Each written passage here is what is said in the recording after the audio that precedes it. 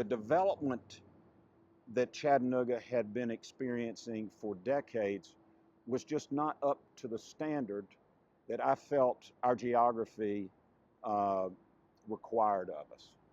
So I was interested in something that would properly build upon the great geological and geographical advantages that we had here. I also felt that the standard of development in Chattanooga was poor. It was my impression, having lived here all my life, that too many things were done on the cheap or the quick, and that given the natural beauty that we have and what our aspirations for the future might be, that we just needed a higher quality of development. And I remember when we had our very first meeting, which took place in my home, and with a reporter from the Chattanooga Times, who was there because we committed ourselves to open meetings, doing the public's business in the open. And we stuck with that for more than 3 years. I went around the table and I asked other people what their aspirations for our work would be. And one that stuck at that second and still continues to resonate with me is, I believe it was Sally Robinson who said, we need to build places that are free of history. And it was a stroke of genius because Chattanooga was one of the most polarized cities one could imagine. Not only black versus white, rich versus poor, mountain versus city, city versus county, urban versus rural, labor versus management. And this was the opportunity for us to start with a whole new slate. That whatever it was we did, and we didn't know what we were going to do, we didn't even know where we were going to do it yet. But that we would say, when this is finished, this is going to be a place that every citizen can feel proud of and feel welcomed. Very often told story, dirtiest city in America becomes the scenic city, becomes the gig city. Yes, it is the good story of industrial transition. I mean, it really is pretty amazing. So I think a lot of times people don't realize how long things take. You can do a plan. You're trying to set the stage, and sometimes it just takes luck, it takes timing, it takes opportunity, and when all those come together, how pieces of that can start falling into place. So it has been a transformed city, and when you look at how much vacant land there still is, anytime you see a surface parking lot, that is opportunity. And I think the next 10 years, we are going to be amazed at the amount of growth in downtown Chattanooga and may not even recognize it. One of my favorite books is Alice in Wonderland. And when Alice gets to the Cheshire Cat, he says, which path should I take? And the cat says, and where are you going? And she says, I don't know. He said, then either will do.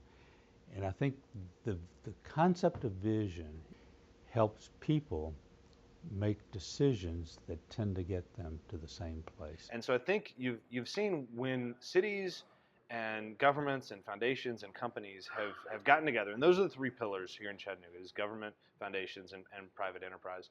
When they get together and use their checkbooks and their skills and their influence to revitalize something, the demand is just amazing. We say Renaissance only in retrospect.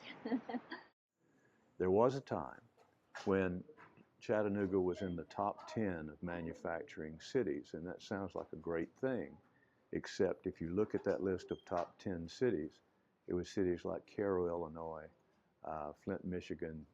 That's when the large manufacturers left, fading away and buying from companies in other countries. And most of the large industry here went to foreign countries. The head of the Chattanooga Hamilton County Regional Planning Commission said that the last successful downtown plan was in 1966. And at that time you had 4 banks, 3 insurance companies, and 2 department stores who were all located here and had their headquarters here. So literally, he said, within 10 to 12 people sitting around a table, he could make economic decisions, and they had the force to make those decisions work. By the early 80s, all of that was gone. You had the dispersal of power and money had changed how you had to do business. You couldn't see. It was so black. The air was so black. And then just a bunch of old, ragged out buildings. Dead movie theaters, dead department stores. At night, nobody went downtown. You just didn't do it. All the thugs were downtown, and you just didn't want to go there. And that's really not been that long ago. After the deindustrialization in the 1970s, right, and the really ravaging effects of the beginning of globalism, right, the Renaissance probably kept things from being worse, or say the bottom from falling out in all of Chattanooga.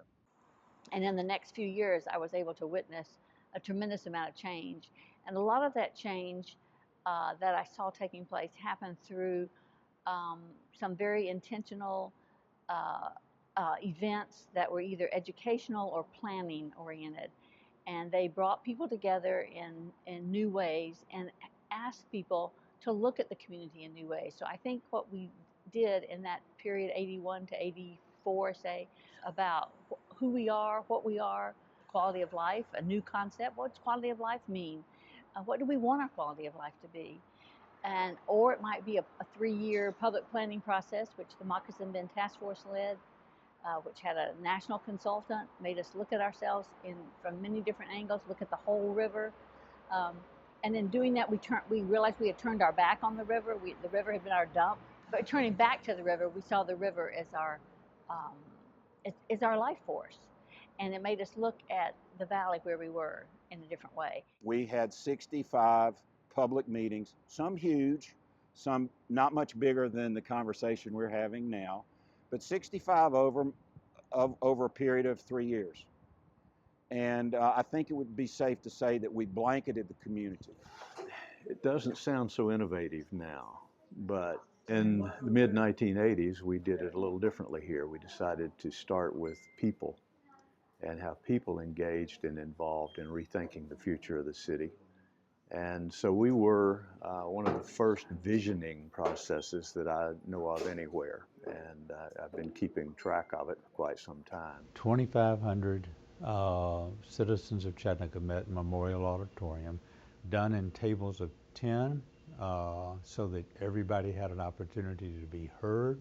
The thing that made it work is that the political process followed the people's interest and all. And I think we accomplished something like 80 to 90% of the goals of that. And we began to rewire the social networks of the community, because there hadn't been a way for people to meet each other, take action, work on projects together, form committees, task forces, and all those things began to happen across racial and class lines. Some of the things were small, some were large. Some would take many, many years. Some could be done pretty quickly. For example, the very first thing that was done from the goals of Vision 2000 was a spouse abuse shelter. And so when people say, what was the first thing that came out of Venture? And I tell them that, they look a little startled, really. We thought it was all about fun stuff, glitzy and glamorous stuff with the riverfront and downtown and so forth. No, nothing fun about a family violence shelter, but if you don't have one, so Chattanooga got over that hurdle and got it done. It began, I think, with a transformation of the civic spirit. The priority workbook coming out of Venture is it didn't get put on somebody's desk and said, go do these 40 things. It wound up going to a lot of different places where people said, that's our work. That began to transform the actual physical space of the community. And of course, that had the additional effect to ultimately create a new economic picture for Chattanooga. And that is the part that we've sort of realized last. And there are some people who still remember what those specific, commitment portfolio items were, but most people don't. What most people remember was the overarching vision of revitalizing downtown and reconnecting with the river. And those have been incredibly powerful because all sorts of organizations and, like you say, successive elected administrations have participated in those overarching visions. Our efforts are complementary. Well, as a somewhat cynical journalist, I must confess I was skeptical that just bringing people together, talking about it, was going to make a big difference. There was a real sense that a lot of talk about a Lookout Mountain power structure, that a few people of wealth and affluence sort of controlled Chattanooga, probably overstated, but there were certainly elements that if you didn't have a certain number of key people or businesses or wealthy individuals behind a project, it probably wasn't going to happen. Well, to the credit of the leadership of that era, I mean, they brought a lot of those people together and said, we're going to listen to what comes out of this venture program, try to, where we can, put some resources into that and make that happen. So we reclaimed downtown in a way that a lot of mid-sized cities didn't. We had the advantage of trying to keep people here because a lot of the geography of this region, it wasn't possible to expand outward in the suburbs as like a lot of cities there in other mid-sized towns of America. Because of the mountains and all, but we've kept our major corporate headquarters. The Tennessee Valley Authority's power headquarters is here. Unum, the largest disability insurer, stayed downtown. Blue Cross Blue Shield, the state's biggest health insurer, has. Cigna and the utilities and the banks have all kept their headquarters downtown. A lot of cities, they've migrated to suburban office parks. That simply didn't happen. And that's well and good, that's great. But why do we have to have some kind of extra governmental planning effort through any organization or nonprofit to take the place of what should be real democratic participation in the decisions as to how city resources are spent and meted out, and into what policies and directions the city is going to take? This happens in an environment where it's a fairly low tax, limited government city. This is not, our tax rates are much lower than most American cities. So the ability for the government to do this is probably more restricted. By and large, I think Chattanooga's success suggests that, you know, it's been a good investment and people are willing to invest in their community in a way that, in a voluntary sense, that maybe in some communities they might pay higher taxes, but here there's sort of an expectation in Chattanooga, which is part of the culture, the ethos of the town, that you sort of give back. And what I realized is that we needed new places that had no history, of segregation, that weren't black places or white places. They were new. And so we could recreate our history. And that was so important to our community, but I think also to the South as a whole, that we generate new places and new ways of coming together. You know, having grown up in the 80s and the 90s here, you know, the aquarium was just a really big symbol of sort of saying, hey, you know, we had the urban flight and we had an empty downtown, and the city leaders, you know, mainly Jack Lupton, sort of said, no, the downtown's not dead. We have this beautiful river. We're going to put a stake in the ground, and they did the aquarium in such a way that it was kind of a bit shocking to the rest of the community, but it really opened our eyes up as a community consciousness that we can do these things. You know, if we all get together and decide we're going to do something, we can actually make it happen. So from that perspective, Chattanooga is the perfect size to be doing this because we're small enough that we're nimble, but we're big enough that we have resources. Yeah, I think the advantage here was a lot of communities have brainstormed and maybe come up with a great idea, and I think there was a lot of initial support for the idea of the aquarium, but there was a lot of skepticism, and obviously the $45 million initial cost was a big barrier. Who was going to pay for that, and how could you do that? Initially, it was going to be a private-public partnership, but we're fortunate to have, you know, Jack Lupton and the Lyndhurst Foundation, the Coca-Cola bottling wealth that was created here as being the first major city where Coke was bottled, and a lot of that billions literally of wealth that was created, much of that has stayed here. And so those individuals and the Lyndhurst Foundation took a real leadership role, maybe raised nearly half the money for that.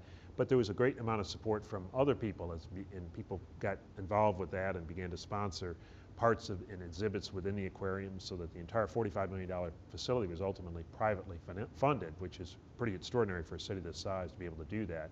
I remember we sat around and said, we cannot break ground for this transformational building and program with 9 guys and gold shovels. We have to do something unique. And so that's when we concocted the idea of hooking up 5 D9 bulldozers to the building that was sitting where the aquarium was going to be. And they pulled the building down. And it created this mushroom cloud of dust and noise, and the crowd went crazy. But it was so spectacular and such a powerful beginning to that project that I think people really said, get out of the way, this is getting ready to happen. For the most part, it was a wonderful experience watching them build the aquarium. There was a lot of resentment in town over the aquarium. A lot of people didn't think it was a good idea. But it was a good business decision on Jack's part. And, you know, I think that started the public-private partnerships that are still thriving here now. It means everything in Chattanooga. It was the brainchild of several men, but Jack Lupton was very influential with that group, mainly because it was his money. And without that public-private partnership, they just didn't have enough money to do it. And they were talking about reviving an entire city. This city's since become a model for that. So when the plan was developed, one of the strategies said there needed to be an organization that got up every single day in order to make that plan a reality. And that's, you know, a lot of times where plans fall short, right? So everybody does a plan and you put it on a shelf and think it's just going to happen. I'm glad they were smart enough to know that it really does take someone getting up and leading the different initiatives. So that's how we were created. And then we had foundations that put money into it. So we were founded with $12 million, and it's a lot of money now, but it was a heck of a lot of money then. And back then, because there was so much land available, we really acted like a land bank. We bought up almost all in fact, we had 34 acres of property downtown on the riverfront at one time. So that's where the aquarium is, the lookouts, all the big iconic landmarks of downtown. I think that was really important for us because we had the land, we had the plan, and so we had control over what it looked like, how it was designed, and if, in order to get a private developer here, we would say, we'd love to have you, but you've got to play by these rules. And it set really a great foundation for the riverfront district of our city. The building, the reconstruction, all of that, really a lot of hard concrete devices that help people do more business, and the infrastructure for the city. And that was big money. I mean, people look at the entrepreneur groups now as doing something new and extraordinary, and they are to a degree, but they're not taking near the risk that they took back then, because these infrastructure costs, they took years to get the money back. In fact, there were people like my old cohort, Bill Sutterth at River City, who constantly challenged us as we were opening the aquarium, then the IMAX, then the Creative Discovery Museum. He kept saying, what's the new ride? What's next? He said, we can't stop here, because if we stop, the 1 million people who came to see the aquarium in the first year, 1.5 million, they won't have a reason to come back. We've got to give them a reason to come back. So Bill was always saying, think about the next ride. That's the Disney vernacular. After that very intense period of development, at which point we said, well, this is okay, because we can catch our breath. Mm-hmm. And I think it was a time to reflect. The detritus of a previous industrial age was scattered all over the city, and people couldn't wait to get out of it. And that has all been cleaned up. It's remarkable what that does. And then it creates this environment where then you build on top of that this gigabit network, and you have something extraordinary. You've got really the taste of a new world here. It took a long time from where Chattanooga was in 1969, when Walter Cronkite told the world that we were the dirtiest city in America. But I know Mr. Rouse was right. He's no longer alive, but I wish I could go and shake his hand and say you were absolutely correct. It took us 25, 30 years to turn around not just our attitudes, but a lot of things about our quality of life that now is almost feeding on itself. And it's given us a problem from how do you deal with a city that's declining to a city that's growing, and then the even more serious problem to a city that's growing rather rapidly. That since the aquarium was built and opened in 1992, We've had $3.8 billion in private investment in our downtown.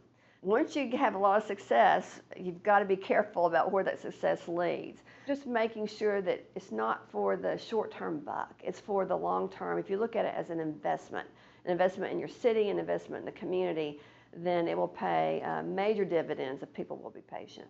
And it's okay and it's great to develop those areas and those communities, but I think the big thing is to just not forget the people. Yes, we want to renovate and we want to beautify downtown, but a lot of the things that we do there can also begin to come here. If part of the initiative there involved adding more tourist-like attractions, then that's something that we need to do there. If there was a movement downtown to begin to have small businesses come in and provide incentives for them to actually move to Chattanooga, then we need to move that here, because there are large parcels of land all around this community that could be used for something great, that could be used for parks, that could be used for better health clinics, that could be used for a real grocery store that people can actually shop at. And so although what they're doing is great and we 100% support it, we also hope and pray that this community will not be left behind and forgotten, and that after the aquarium, the build-up started immediately around it and then went across to the North Shore. And the North Shore was a large part of the viability. As soon as it started on the North Shore, the bank started lending money. Quite frankly, it got a lot of us in trouble because it was too good for a long time. I remember many times in my own career, worrying about the bank, because we had overborrowed and overspent to try to keep up with the development. And I knew there was a bust coming. Yeah, it was rough. We were in a boom time and then a tough time, but it still didn't affect us nearly as bad as the rest of the country. After the initial onset of the recession, when people came here with cash looking for a bargain, then the real estate business became very good again, because we were selling a lot of foreclosures, oddly enough. I mean, it almost killed us, and then it came back and we ended up making a better living from it, because there were a lot of people looking for a deal here. They knew the city would come back pretty strong. Well, I think the simple economic rationale for a tourism economy is that if you're bringing people to your community, there's something going on there that's worth coming to see. And that's why we were able to say to the naysayers, and there are always people who look at a tourism economy and go, that's nothing but burger flipping, bed making jobs, and it doesn't pay any money. It's not sustainable, it's not real. In and of itself it isn't, but as a strategy towards something larger, I think it's a great way to go. There have been major turning points where a group of people focused resources on something strategic, and then the next project built on top of that project. And really in recent years, I think we've kind of reached a critical mass where we sometimes are able to do 2 or 3 things at the same time. And a big piece of that puzzle was what came to be known as Enterprise South. Really, it was almost a 30-year effort to get the Army to give up the site, to clean it up, to make it available, and then to market it as an industrial site. They wanted to save it for something special, so they wanted really the auto plant, which is sort of the holy grail of manufacturing recruitment. That's been combined with some fairly generous incentives package. The initial Volkswagen plan had $577 million of incentives in terms of property tax assistance and road improvements and land clearing operations and other kinds of state and federal tax incentives that were offered to help make that possible. One of the most generous plans, almost $300 million of additional incentives now for the latest expansion. But again, the thought is, and I think the history has shown so far at least that's borne fruit, that kind of investment tends to yield an awful lot of jobs, and then those jobs spur other kind of jobs for overall economic benefit. The ripple effects tend to be greater for auto production than most any other kind of manufacturing. So by some accounts, University of Tennessee's estimated over 12,000 jobs were added because of the Volkswagen plant here in Chattanooga already, and it's likely to be far more. During the Volkswagen recruitment process, we had people let us use corporate planes at various times. When Volkswagen needed to fly in, they would, all sorts of things. It was amazing how many people cooperated. And they really felt, all of us really felt as a business community, that this was a community win and we were all participating in it. The atmosphere in this city was like we had won the Super Bowl. I remember days leading up to the event sitting in, one of our little lunch counters, down-home lunch counters, and there were these two little old ladies, and they were talking about whether we were going to get the automotive plant or not. I mean, it was just something that everybody was engaged in. And so when we won, it was really this amazing moment. I mean, you guys have mentioned, it's like reconnecting our manufacturing legacy with our future, and you see the Volkswagens here, the world's first LEED certified auto manufacturing plant. That was really important. So you can do at-scale manufacturing, you can take advantage of the culture of manufacturing here and have it repositioned through this kind of green mentality. And it turns out to be something that really gives me hope, at least, for what the future looks like. Like, it felt like Chattanooga was changing, and it was either like you were going to be a part of that change or not. Some people are saying that the Dynamo of Dixie is back. Some people are saying that, well, we've got the gig, or we've got a tech boom or something. All those things are true. Right? Nobody's disputing those facts. What people are disputing is whether or not this renaissance that Chattanooga is now well known for trickled down or been experienced by the urban African American community, low-income service workers. Yeah, we have a few too many service jobs. As we get more professional jobs and professional work that pays a higher salary, then we'll be better off. And that's what we're always looking to do, is push ourselves a little bit beyond where we are now, better wages, different kinds of technical skills. Big problems that we have now, which were problems that we wouldn't have dreamed of before, are wage disparity, where you have very poor people, very wealthy people, and not a big middle class. That actually, we've had that for quite some time. But the changes in the economy have exacerbated it somewhat. One of the more recent problems, which it was beyond our wildest dreams in the past, that we would have so many people moving back into the city that we would have a gentrification problem. In other words, wealthier people coming in, crowding out poor people that had stuck it out over the years of decline. And so now those neighborhoods have become kind of trendy. It was a guy came to Chattanooga 20-some years ago, and he gave a speech. And the first time I ever heard of weed and seed, he said it. I'm sorry? Weed and seed. Yeah. He said it. And I was like, what is it? And he told us what it was. They all moved to the suburbs. Everybody moved to the suburbs. Move out, let it run down, come back in, like the man said, and buy the property for a little or nothing, and then you revitalize. You know what I mean? That's wrong. That's wrong. You are revitalizing something on the blood, sweat, and tears of somebody.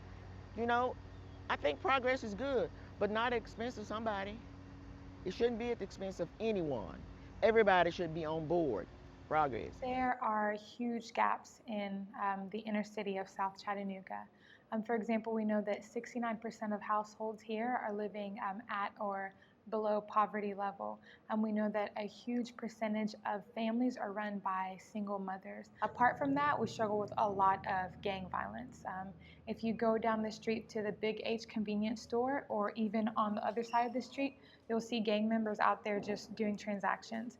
And these are the same stores that our kids go to buy Frozens and to buy chips. So children aren't seeing their parents achieve, and they're not seeing good role models in their community. And because of that, they think that they cannot attain better.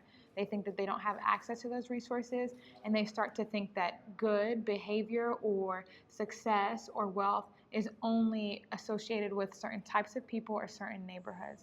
And this narrative says Chattanooga was the dirtiest city in the country. And then when all the jobs left overseas and when all the industry collapsed, Chattanooga, it cleaned itself up, became a green city. It invested in the arts. It invested in some public infrastructure downtown. They got Jack Lupton's aquarium. So it got all of these accoutrements, right? It got all the niceties. And in fact, what they'll say is, you know, we did it in a democratic process. We had Chattanooga Venture, Vision 2000. We did it the Chattanooga way. Well, the problem with that resulted in the situation that we have in Chattanooga, which is a ridiculous poverty rate. 65% of black children countywide that live in poverty, but only 15% of white children. The annual median income for a white family is going to be around $55,000.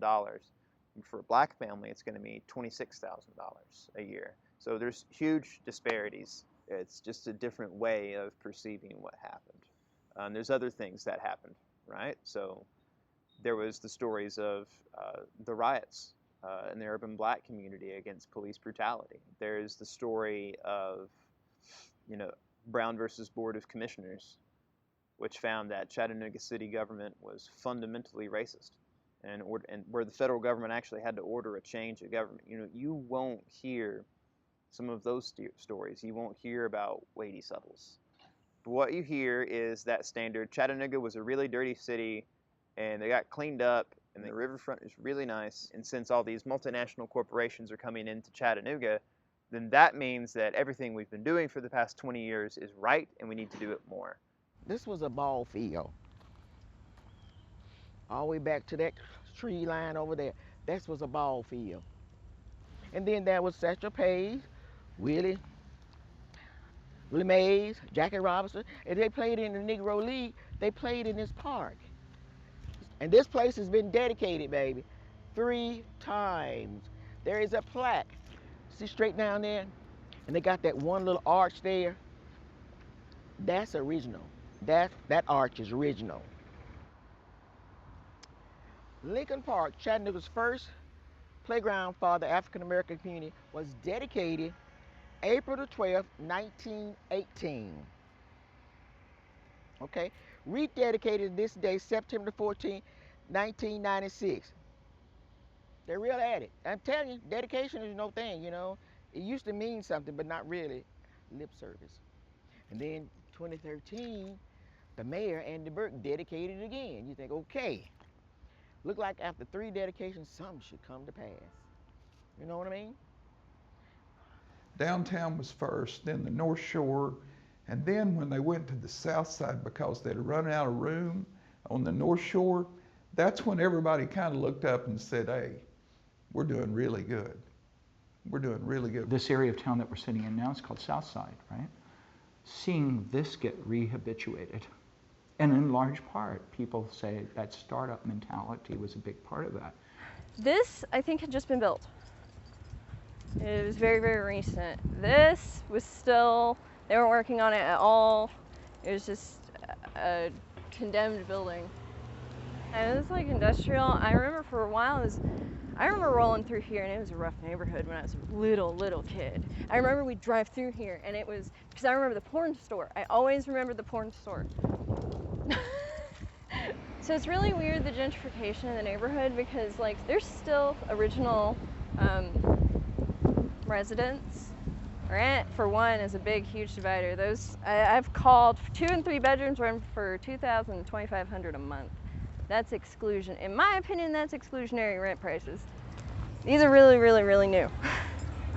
That, I remember there used, so what was f***ed up is when all these huge townhouses, just before they were built, there used to be these really huge, like massive oak trees. I don't know, live oak maybe, in the neighborhood, and then they just chopped them all down and put new trees up.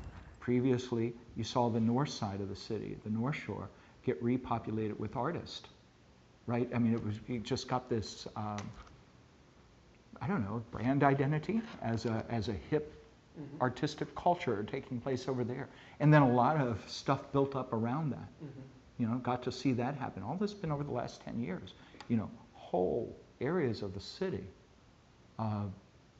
just gaining a new life. Places that you probably wouldn't have had a reason to go to 10 years ago are like destination spots now. And so, you know, you just watch that happen a little bit at a time. It happens a block at a time, a building at a time. And next thing you know, you've got something remarkable going on. And then regular traditional commerce follows that. And then there's, more foot traffic through an area, more restaurants, more bars, more entertainment venues, right? More grocery stores, drugstores. All of that stuff starts happening. And then next thing you know, you've got a full-blown neighborhood. And it all, just started with little things. Create Here was in existence for 5 years. So it was economy, arts, and culture. I worked a lot in the culture, dibbled in the arts with Make Work. And the economy was CoLab, which is, other people know as Springboard, the business planning classes, also known now as co-starters. It seems to me personally that they're trying to urbanize Chattanooga, like as a whole. Not just, certain parts, but as a whole. Like, I feel like they're taking the community out of, the sense of community out of these parts. Because a community is filled with people that you've known for years on years. It's something that I've been taught and that I've heard. And when you know these people for so long, y'all become a sense of community. Like, the lady down the street knows you, so therefore she's going to make sure you're okay when you're down the street. Or, your next door neighbor could even be your family member. This area right here, they rebuilt all of that. What it used to be, and it used to be, it looked horrible. But it looks great now, But I don't know, man. I think it's just regentrification. I think it's white people moving from the suburbs back downtown, investing and rebuilding all of downtown, and they're moving back into the areas is pretty much where it's happening. And that's all you see. You look at all the condos, you look at, like you said earlier, you look at Main Street, you look at some of these streets, man, where you had a lot of problems, you get prostitution and all those issues, man, and now look at it. They're building restaurants and cafes and bars and stuff like that, man, which only, if you go to any of them, only white people are at them. And, nothing wrong with that, but, that's it, man. In the middle of areas that used to be like high crime and high problem areas, that's what's happening. Yep. And, black people are just having to disperse because, it's becoming too expensive to live in those areas. That's all that's happening downtown right now. People are leaving the suburbs and coming back here, and that's it. They're coming with a lot of money, too. I agree. Well, town became trendy. And now most of the large residential developers are building close to town. We're in a reverse sprawl right now. For years, everybody wanted to live out of town. And then they realized the traffic's bad, you have to deal with that. So going back, looking at the history of urban renewal and urban development, nothing that we're doing today is new whatsoever. There's nothing new under the sun. This is nothing more than repetitions on a theme. This happened back in the 50s and the 60s and the 70s in the West Side. And it was a huge part of downtown Chattanooga. And there were black-owned homes and families lived there, and there were businesses. There were actually, I think, 9 grocery stores when we looked at an insurance map. Chattanooga had one of the largest urban renewal projects in the United States history. And, funny enough, now it's a food desert.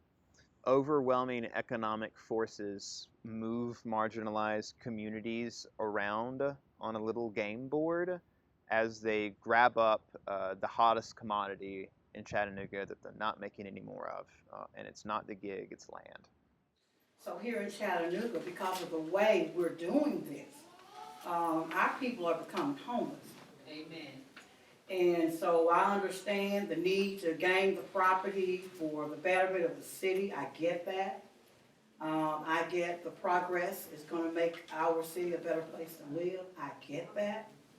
But what I don't get is the recklessness and the way and manner that it's being done. A lot of things you just saw and didn't even realize it was wrong. Your parents kept you so close, you didn't even realize. And then when you did, like I say, now that you know better, you want better. You do better. You think better. Everything is about seeing, You see it, well, that's wrong. But, hey, and all up Central Avenue, there were houses.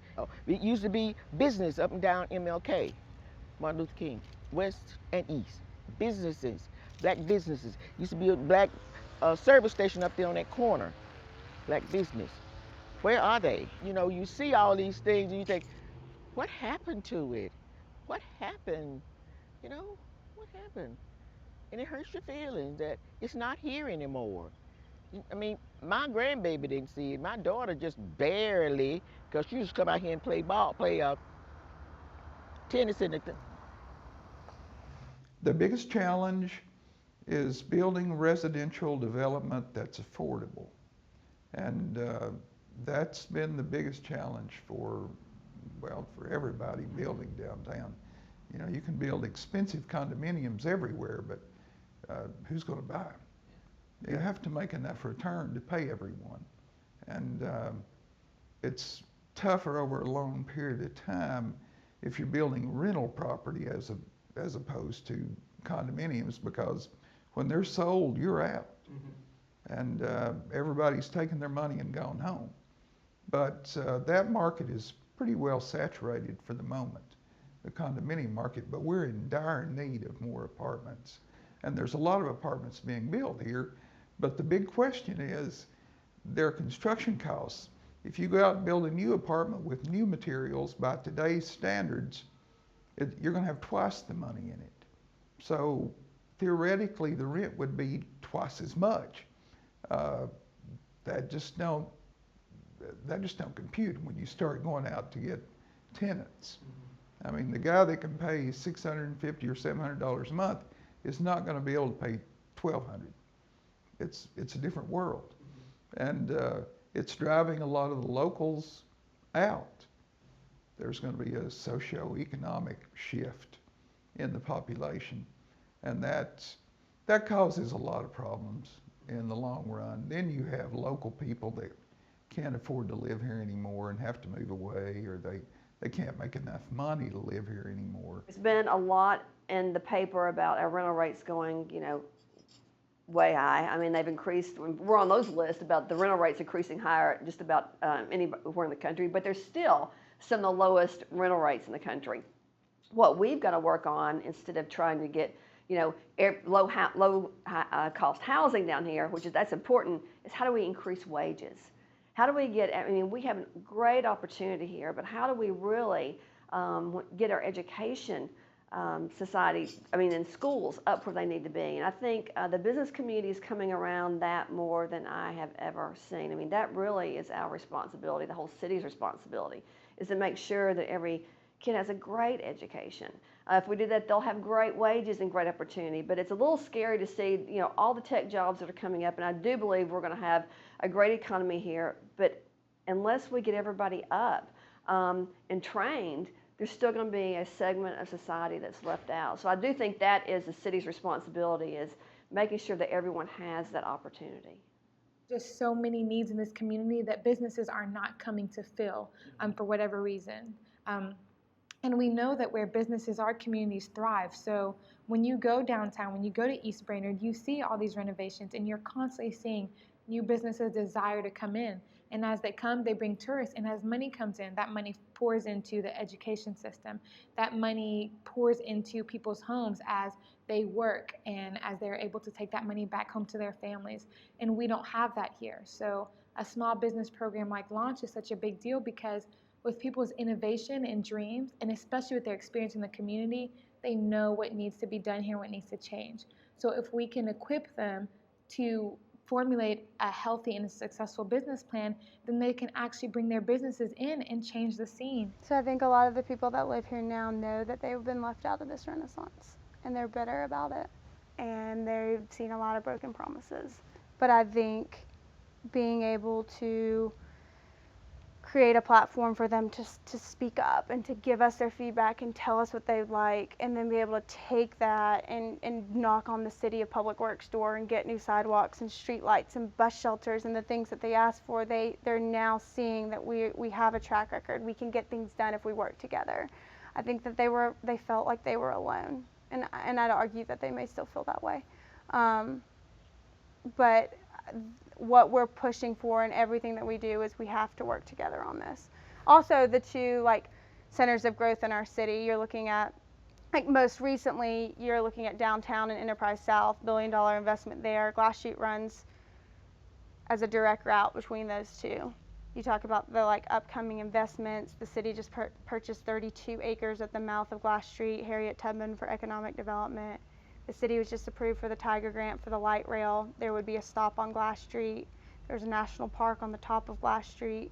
You know, we are also working on a larger scale to connect these larger assets that are shaping our city, make sure our community members know about it, and find out how there can be synergies. You know, I don't know, whatever the community is needing and wanting, how can we support that? The last thing I want is another Fraser on Main Street. That I don't think that would sustain here. It would put the people that live here now out of here. I think that, you know, when somebody says, oh, Glass Street, it's coming up, I mean, it just depends on in whose eyes does that mean. What else are you going to do?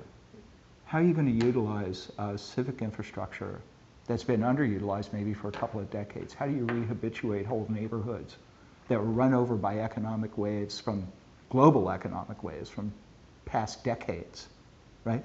Well, I think the natural answer is, oh, startup businesses. You rebuild those things 2 or 3 or 10 people at a time, right? And they've seen the value in that, and they actively work it.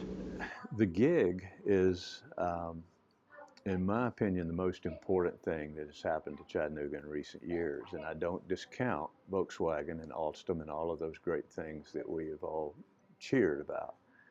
But the gig to me is like, well, people would ask me, how does it feel to be the mayor of the city that has the fastest internet speed in the country? And my response would be, well, I feel like I'm the mayor of the first city to have fire. The VW factory was just a blessing, right? Of, you know what, everything else is going down right when we get a big hit, and so it kind of averaged out that, like you said, Chattanooga was able to ride out the storm. What did seem really intentional, and I think, you know, now with the benefit of hindsight, was very forward thinking, was the gig network, right? Because at the time, the network was starting to roll out. EPB had plans for it. And in fact, when the American Reinvestment, I'm not good with acronyms, but when all the money came from the feds, that's why EPB got an outsized share of money for it, is because they already had a plan in place. I tell the story as though we had the smart grid all built and then went, oh man, let's add.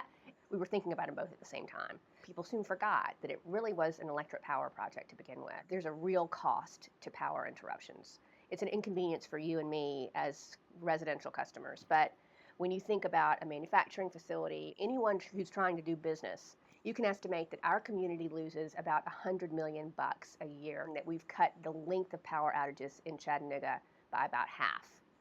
So once you have the network in place, you can also add the electronics to it that allow you to offer TV service, phone service, and very fast internet service. We also knew that we could help pay back the infrastructure. It wasn't until a little bit later that it occurred to us, why not just open it up and make it available to everybody and see what people can do with it? And it's working out beautifully. Do we just build that smart grid with the implements that we have, or do we build for the future? And so we chose not to actually go head-to-head and compete with Comcast and the others. We gave them the opportunity first. I personally talked to their representatives that came to see me and said, we don't think you should do it. And I said, well, you do it, and we'll piggyback on your fiber system. And they said, we can't afford to. Well, they're doing it in some parts of the country, but they wouldn't do it here. So we did it here, and consequently, we have established Chattanooga as a leader in this new type of technology and this new type of infrastructure. But in 2010, Google had been talking about how they were going to do a fiber project in some American city. And there was this whole process where cities were falling all over themselves trying to get Google to do it, you know, there. And like Topeka, Kansas renamed themselves Google on April Fool's Day, all this kind of stuff. And in that time frame, the head of EPB, Harold DePriest, had come to talk to my boss at the time, Tom Ed Wilson, and basically told him that EPB was in the process of doing what Google was planning to do in terms of laying out this fiber, and they wanted to figure out how to translate that into job creation. And we discovered very quickly that the first thing we were going to have to do is persuade people that we actually had it. As we started to interact with people outside of Chattanooga, over and over again, we would tell them what we had, and they'd say, no, you don't. We sent them the tech specs, and they still weren't persuaded. It just didn't make any sense that, you know, this southeastern mid-sized city, not Silicon Valley, not super well-known place like Austin and in tech circles, but Chattanooga was going to be the first to do this. Because the gig itself is not that practical yet. I mean, it sounds science fiction-y to talk about, but it's so much faster and so much more bandwidth than anywhere else in the country. It's just hard to comprehend. It's hard to even use. So if you think about electric power back in the 30s, when it first became available in homes, people didn't really know what to do with it. They knew that you could have light. You know, it would be a sort of a novel, cleaner way to light your home than a kerosene lantern. But what it signals and what it means, and what we as Chattanoogans have really clung to and really kind of raised up a flag around, is it signals that Chattanooga is the kind of place where we're not going to sit and wait. We're not going to rest on our laurels, at least not this generation. We're going to push forward. And the gig is sort of to be able to say you've got the fastest internet in the world. I mean, I'm getting on a plane this afternoon to go out to Silicon Valley, and I'm still having to explain that to people that don't really get it or believe that a city in the deep south is going to be that forward thinking from a planning and an infrastructure point of view. Everyone thinks that's going to be Boston or New York, and they all do good things, but for Chattanooga to have that kind of forward thinking infrastructure, it's just a great thing to be able to point to and rally around. The fact is that these ultra-high-speed networks are going to be requirements.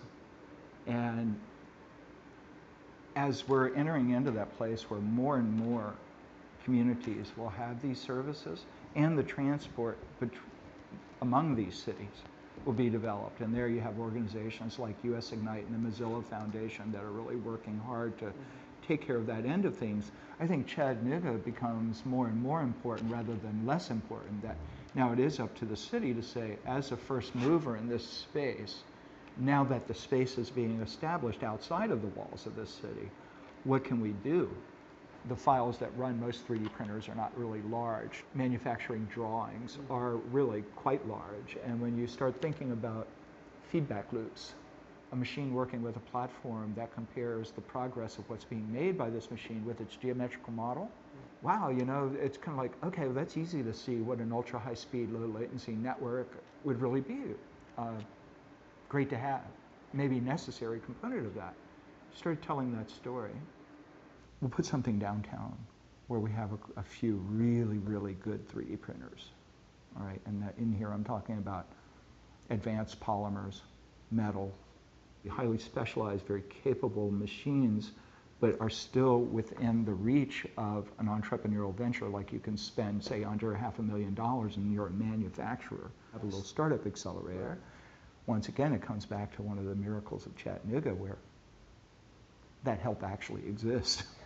And they'll lend that support. So that's what I would see as in its most abstract form, continuing work on the part of entrepreneurs to capitalize on these new tools they have at their disposal to make meaningful contributions to the supply chain. That this new form of manufacturing is going to come in being, and it can have a place here.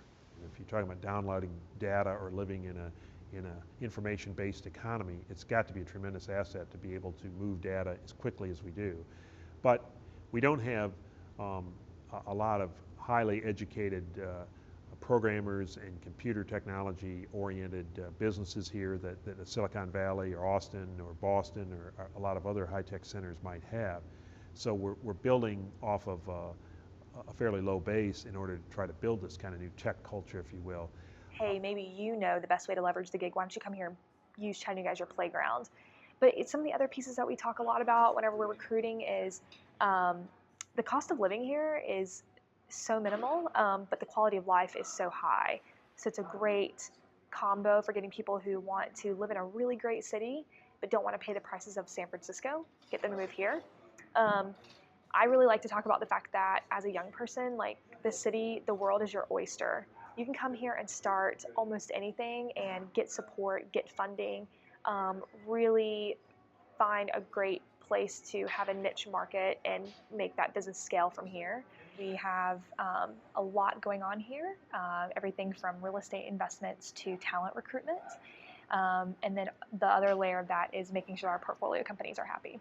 it can often be confused for a nonprofit. We're not a nonprofit. We're just a for-profit entity that takes a really, really long time horizon. So when we're investing in things like Waypaver and recruiting and teaching and education and stuff like that, those are business investments. Those are driven by we're going to do this because we think we will make more money in the future by doing that. We just happen to have the luxury of being able to say, well, we can invest in high school kids because while they may not come back for 10 or 15 years, we'll still be here in 10 or 15 years. So we can make these really, really long bets. We don't know what the direct return is going to be, but we want it to happen anyway. And we're going to lend significant financial support in the form of, I mean, sometimes they write checks, but the most important thing that they do is they let us use their people, you know? And it's just a tremendously impactful state of mind. You're a planner. What do you think is going to happen? And I said, well, as a planner, I always felt like I could, based upon experience and training and so forth, could predict what some improvement in infrastructure would accomplish. If you built a road, if you built a water line, sewer line, electrification, things of that nature, what would come of that? The thing that excites me most about the gigabit capability that we have now is I have no idea. I can't predict what it's going to accomplish. But I know it is, just like fire, that it's an element in our economy that we've just begun to explore. And the future is wide open in what it will accomplish. I just hope I get to live to see a lot of it because I know it's going to be very dramatic. Really, the past 5 years have just been amazing. We have a totally different feel in the Harbor City because of that.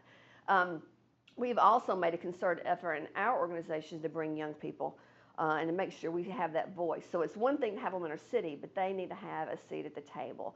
And I see more and more boards in town making an effort to say, okay, we want some of these 20-somethings and 30-somethings sitting here. There's still a lot of gray-haired people on some powerful boards, but that is changing, that people are understanding how important it is to have that voice and to have that next group of leaders be involved in the city today. But what's exceptional about Chattanooga is when we focus on something, we have tended to make sometimes almost miraculous progress. But even when it's not miraculous, some kind of progress. And we've made progress in education and in creating a pipeline of people who are prepared for technical positions.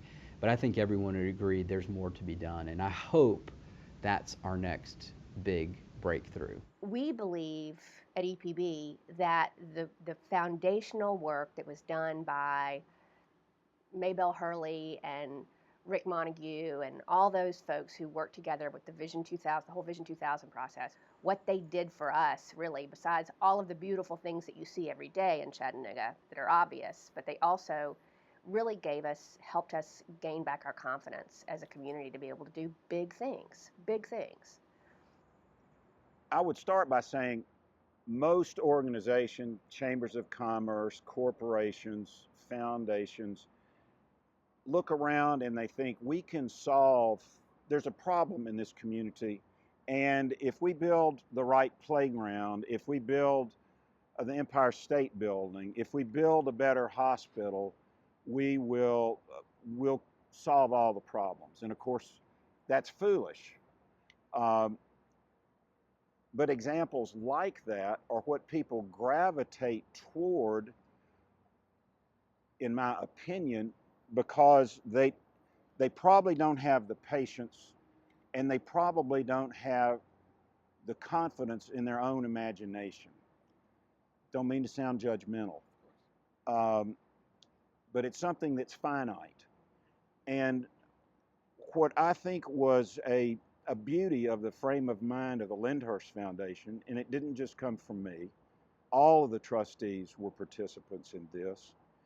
It was a patient stepping back and thinking, okay, how will we start?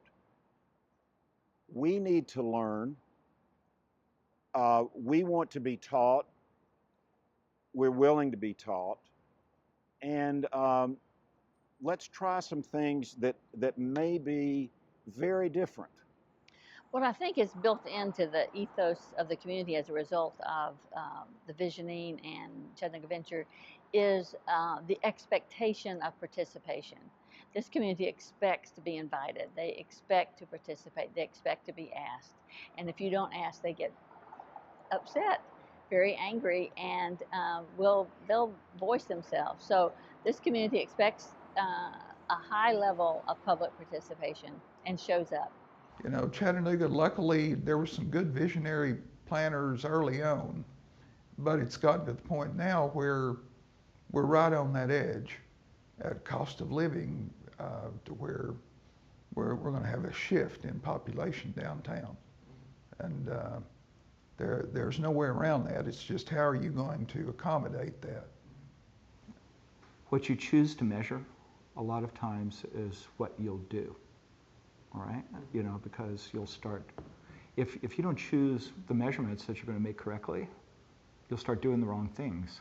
You start sort of, you know, the tail can wag the dog pretty easily, and this is where what was unique about Chattanooga really came into play. I think you didn't force the numbers down people's throats, down the folks who have to go out and do. And they're utilizing all of their resources and really working it hard to do the thing, but they're not equipped to look back and keep good score. The more we are okay about talking about this and knowing that we have a lot of work to be done, the better off we'll get. And I believe in the Chattanooga way and the public and private partnerships. I do. But I'd like to see that happen in a little bit more of a riskier way, and asking, you know, foundations and larger corporations to appreciate the work that's been done, but figure out what's next for everyone, not just who they see in their workplace every day or who they go home to in their neighborhoods. And if we look at other cities that have successfully dealt with such things, like Atlanta, you can build mixed income neighborhoods. Difficult to do, difficult to keep it managed. But that's the next big step for Chattanooga. One, trying to deal with income disparity, and a lot of that depends on the private economy. And the other thing is, how do we mix people? We don't have the problems that we once had where people of different races are afraid to live next door to each other. We've sort of gotten over that, which is a good thing. But you still have the cultural and economic differences in people who have different income levels and different abilities to do things in life. So we're going to have to deal with that.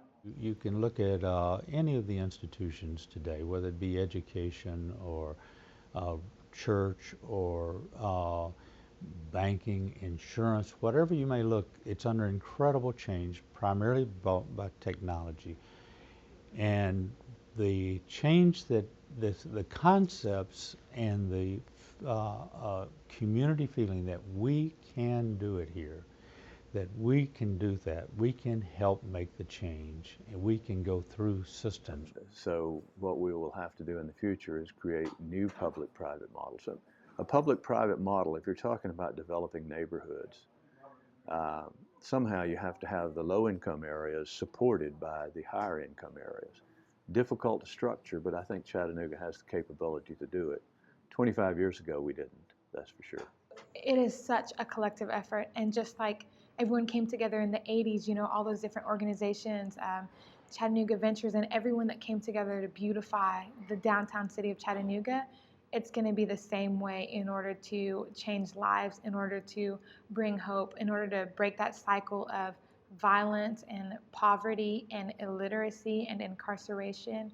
It is just going to have to be a citywide movement. Are we able to map this willingness to work together into the future, across generations, some of whom are just growing into the ability to participate, and also across a broader demographic? In the 80s, you know, and I'm not saying anything against it, but the community engagement that we're talking about was about 3,000 to 5,000 people. And we were in a situation where we had these foundations that had mega wealth. And so in order to do the aquarium, the private donations from the aquarium came from a very small group of people, mostly one, right? A lot of that foundation wealth has dissipated outside of Chattanooga. It's no longer focused here. The foundations are still really important, don't get me wrong. They do wonderful things. But if we're really going to keep doing what we've been doing in the past, we have to broaden out the engagement. The investment that's going to be required, where once it was a lot from a few, I think it's going to be a little from a lot. Both in terms of financial, in terms of volunteer engagement. If we're going to continue to replicate those kinds of big things that we did in the past, we have to shift our paradigm, and we have. We are moving toward a time when we are much better to engage, better engaging larger groups of people. And Thrive 2055 is a great example of that, broadening it to a regional basis. Somebody had the foresight to see that this sugar drink called Coca-Cola, not that well known at the time, could be the international, one of the best known brands in the world. You know, we built other businesses. The largest disability insurer company that came out of insurance company, Provident Life and Accident Insurance Company, grew into Unum, which is now the largest, one of the largest insurance companies in the world here. You know, it took the foresight to see that. It's going to take people correctly picking and nurturing and building the right businesses that are here, and having that happen. And that's a challenge for any community, that you get the right kind of opportunity and people see that opportunity and then are able to build on that. But as a community, it's going to take better workforce. It's going to take more capital. I think it's going to take the foresight to pick the right kind of vision to do that. Well, I think Chattanooga is poised as every time we revitalize something, it just fills up so quickly. But we're doing it in such a way that the cost of living is not outpacing the wage growth, right? So as we bring in these higher level knowledge-based jobs, you know, average wage growth goes up, but the cost of living, which is one of our biggest advantage, it hasn't doubled as wage growth doubles, right? So we're kind of, it's almost like a wave, and we're on the surfboard and we're managing to stay ahead of the wave. And I think as we continue to do that, and you look at the city, I mean, there's 15, 20, 30, 40 buildings. There's, I think, something like 1 million square feet of vacant commercial real estate in downtown Chattanooga. And a lot of people think of, oh my God, the empty buildings. That's our inventory, right? That's where we're going next. But that's where the South Side properties come in. We've got, you know, miles and miles of commercial property. A lot of that was commercial property abandoned when the manufacturers left.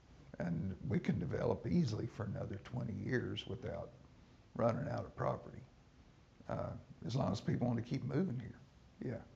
With the high-speed rail out to Enterprise South, I mean, there could be dozens of large manufacturers out there.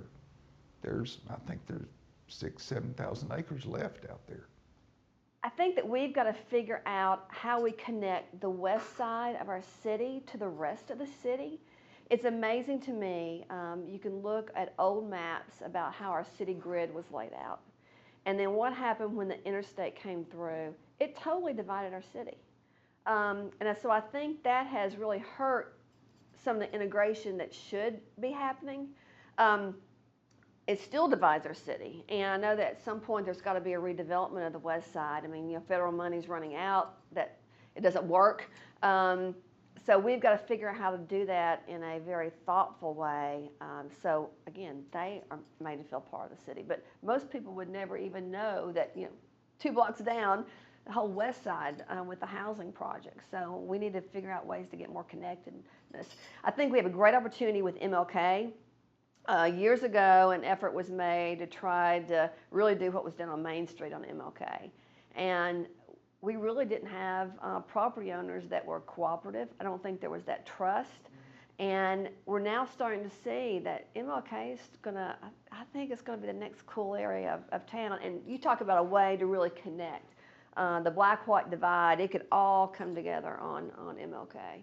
Well, Chattanooga is not unique in that respect, that our wage growth isn't everything that we've wanted it to be. We still do have racial divides, but I do think that if you go back to the original vision work and look at the audiences who came to participate there, it was pretty diverse. And I think if we as a community can get back to that, and we spent a long time not doing it here, but if we can get back to that notion of an inclusive conversation. And you can sit across the table and talk about your neighborhood and what matters in your neighborhood. And, oh, that matters in my neighborhood too. Well, there's something that we share. I think you can begin to deal with some of that divide. I think the bigger question is education. And what we do in a community, in this community, in terms of public education, beginning with the smallest kids and how we prepare them to go to school. Who knows what schools are going to be like or have to teach in the course, 10 years from now, much less 50. But making sure that we have programs in place that are really inclusive of all of the children in the community and give them all the same sort of leg up when it comes to starting education, their education, I think is going to be critical to solving the problems that we realize, the divides that we realize we still have to deal with. I don't know. I feel like if we don't start looking at some of these urban neighborhoods, our city's going to we're going to go, and then we're just going to stop. We keep chatting and talking about our gig and the tech infrastructure that we have. The people here don't even have a computer. It's like there's a digital divide, there's a racial divide. There's a lot of divides here in Chattanooga, and the more lists that we're on and the more hipster and press we receive as being an amazing city.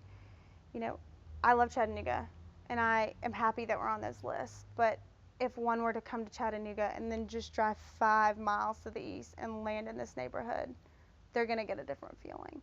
And there's no reason why we can't start creating healthier communities.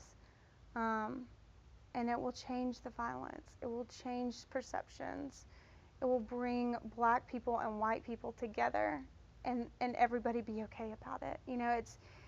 I think we have so much work to do. And I think you talk to other people and they're like, we did great, but I'm sick of talking about our story. I'm ready to create the new story, the next story for our city. And I think that it's going to take these urban neighborhoods to make that story happen.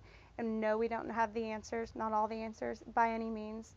Half of the things that we're doing out here, we're testing. But I think it's that risk that you take to figure this out, because obviously no one has the answer. And that's why this neighborhood's in the state that it's in. And the payoff on all these, I will say, it's not a slam dunk by any means, and a lot of the payoffs for these kind of improvements that have been made aren't measurable in terms of economic terms. If you build a park, it's hard to say that the millions you put into that are going to have some kind of return back to you in some immediate way. It returns more in the value and the attractiveness of the overall community. So not everything works, and I think you have to be willing to accept a certain degree of failure. If you're going to have a bold vision, you've got to recognize that not everything works and is successful. And it usually won't work in a way that you have a quick, immediate return, that's for sure. See, and that's really what crystallizes it. He says, here's where you're going to be in 3 years. And if you don't get there, you've been unsuccessful, and this was for nothing, right? You go, hey, set some goals, right? But it's the getting there that's important. And just like running a startup business, you realize that as you're going along, it's a process of discovery every day. And you go, wow, just that learning, right? That investment in staged forms, and you try it, and you run a set of manageable experiments, right? And as you're moving along, maybe you are going towards these places where you're creating the kind of outcomes that your original goals set, right? But maybe not. Maybe not. That process of discovery, you go, oh, those were the wrong goals. We were measuring the wrong things. We wanted the wrong things, but now we know what we think are the right things, right? And you're willing to recalibrate that. And that doesn't mean twisting in the wind. That's a really deliberate process, just kind of not getting knocked around by wherever you happen to get to. But it's the recognition, the very difficult recognition that, oh my gosh, I wasn't the far-sighted visionary that I might have led myself to believe I am. The reality is quite different from what my foresight could possibly bring to me, and you're prepared as a absolute necessity. You're prepared to go, oh man, that was completely wrong. But maybe we advanced a step further, and from where our present position is, where we now see a little more clearly into what is the possible futures. You know, practical matters. We can strive for this instead of that, and that's okay, right? That's success.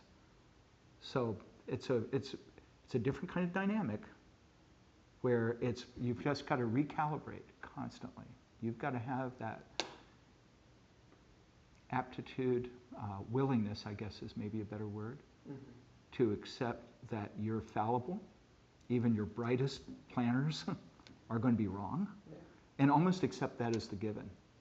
And so you're re-challenging yourself constantly to re-examine your goals, to let go of dearly held notions, the desire to be right and to receive credit for being right.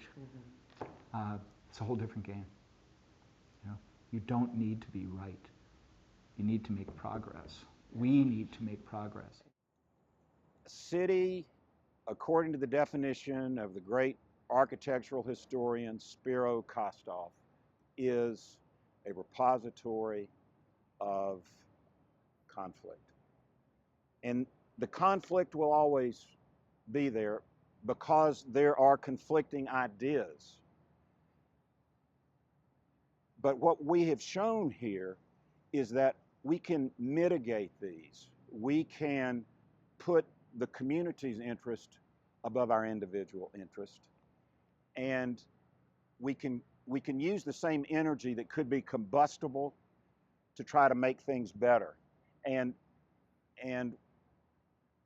when I look around, I look at what's going on with the school where I used to teach, where my grandchildren go to school, the things that my daughter-in-law and that my son are involved in, they are so much more sophisticated than we were. They're so much smarter about these things than we were. They talk about things in a way that makes me proud to overhear. So I feel that as long as we continue to be patient with other people and we continue to be problem solvers and we continue to be people who challenge ourselves with this whole gig city thing, that we'll continue to be out front and that our best future is way in the future. I mean, we're in the future now, you know. So, you know, did we get there? Did we reach our expectation? We're far beyond it. Far beyond it. But I guess what I could say that, and then also say what I hope we'll keep is that spirit of participation and engagement. Yeah.